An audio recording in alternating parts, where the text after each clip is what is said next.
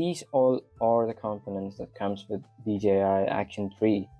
So the outdoor combo as a camera, and they have given a safety mount for it. So as you can see, it does a pretty good job.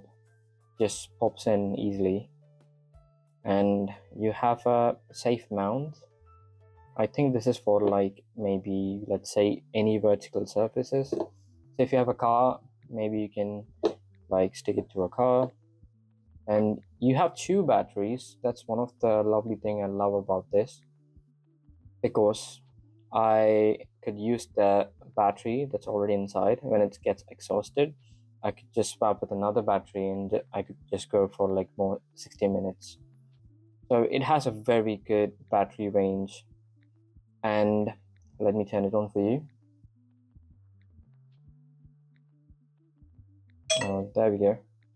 So yeah, you do need an SD card, as you see. And one of the good thing is you have a front-facing display as well. So as you see, there's a front-facing display. That's one of the good things about this camera. Turn it off. Alright, let's keep it here. And you have a back strap where you can just attach it to your back. This is very handy. And you have a charger, and you have a chest strap mount.